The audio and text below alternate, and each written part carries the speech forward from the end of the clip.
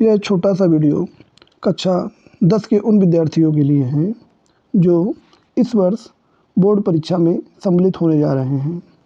तो बोर्ड परीक्षा में इस वर्ष कुछ परिवर्तन भी किए गए हैं, जिसके मॉडल पेपर के से हमको पता चलता है कि वह परिवर्तन किस प्रकार के रहेंगे। तो इस निर्देशों को हम पढ़ लेते हैं, फिर उसके बाद विश्लेषण करेंगे कि हम प्रत्येक विषय में अधिक से अधिक नंबर कैसे लाएं। यह पेपर समाज विज्ञान विषय के लिए है, जिसकी रणनीति को हम अन्य विषयों पर भी लागू कर सकते हैं। कुल जो समय होगा प्रश्न पत्र के लिए वह 3 घंटे 15 मिनट का होगा, जिसमें कुछ सामान्य निर्देश दिए गए हैं, जिसको ध्यान से पहले हम पढ़ लेते हैं। तो जितने भी प्रश्न होंगे वह सभी प्रश्न अनिवार्य होंगे, यानी कि कोई प्रश्न हमें छोड़ना नहीं है। अगर अधिक से अधिक नंबर लाना है तो पहले हमारा काम होगा कि जितने प्रश्न हैं उन्हें करना ज़रूर है। अब वो कैसे करना उसको हम बाद में देखेंगे।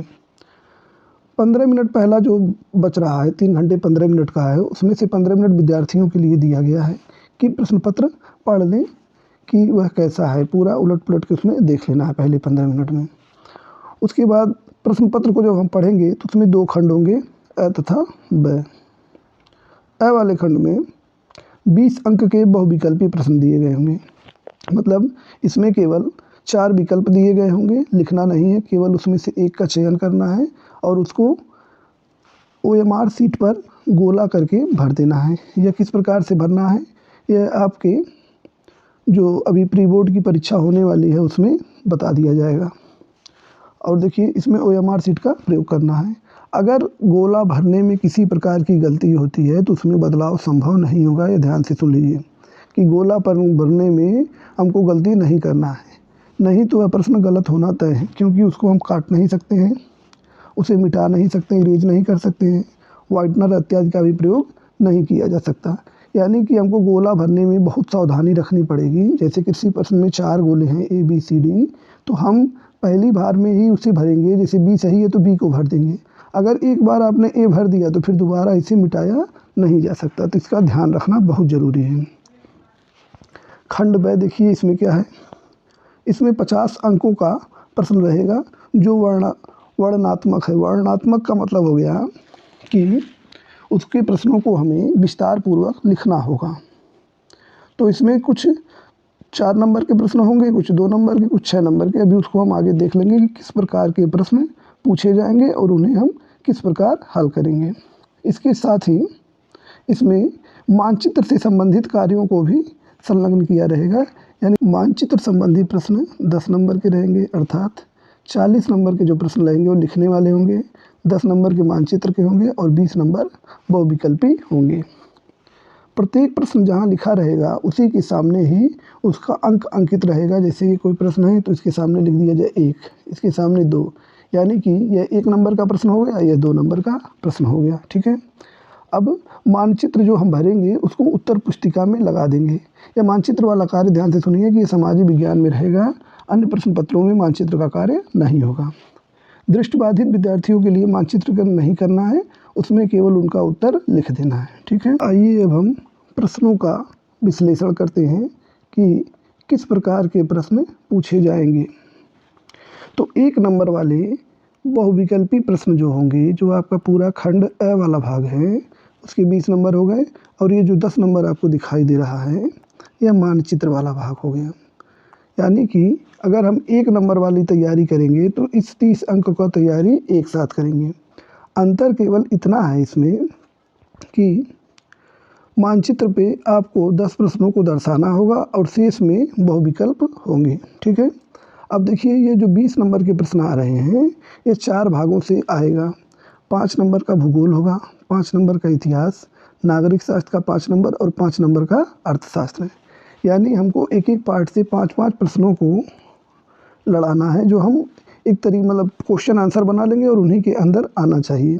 तो अगर हम प्रत्येक भाग से लगभग 50-50 प्रश्न बना लेते हैं, 50 प्रश्न भूगोल से, 50 प्रश्न इतिहास से, 50 प्रश्न नागरिक शास्त्र से और 50 प्रश्न अर्थशास्त्र से, तो इन्हीं में से 5 प्रश्न जरूर आ जाएंगे।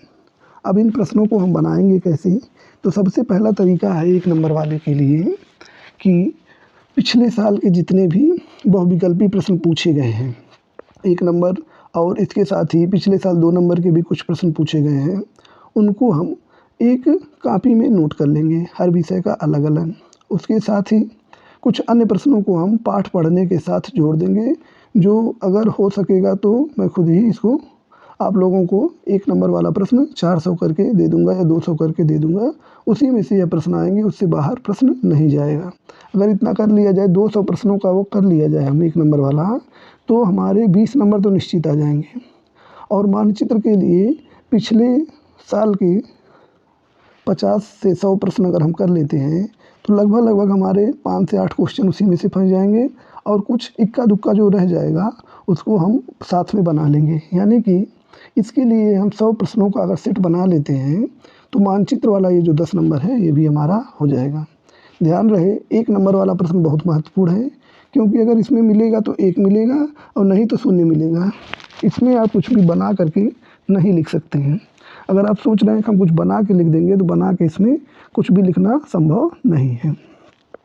अब देखिए, दूसरा जो प्रश्न है, वह 4 अंकों का है और 4 अंकों के 4 प्रश्न पूछे जाएंगे, जिसमें से एक होगा भूगोल से, एक इतिहास से, एक नागरिक शास्त्र से और एक अर्थशास्त्र से। तो इसके लिए हम क्या करेंगे, पिछले साल के प्रश्नों को पहले हम देखेंगे।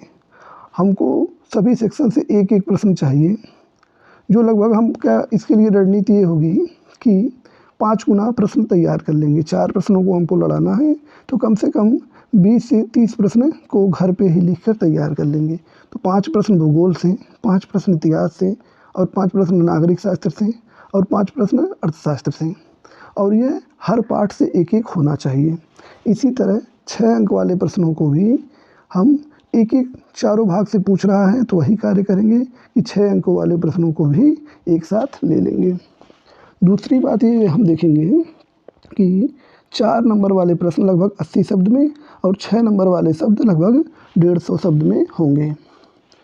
तो किस प्रकार से इन प्रश्नों को, शब्दावली को रखना है, कैसे मेंटेन करना है, कैसे कम ज़्यादा करना है, इसको हम अगली क्लास में बताएंगे जब प्रश्नों को लेंगे।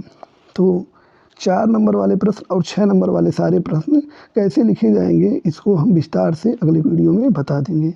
तो हमारी रणनीति यही होगी, अगर हम 4 घंटा पर डे का काम करेंगे, तो बोर्ड परीक्षा आते-आते हमारे सभी विषयों की तैयारी बहुत अच्छे से हो जाएगी।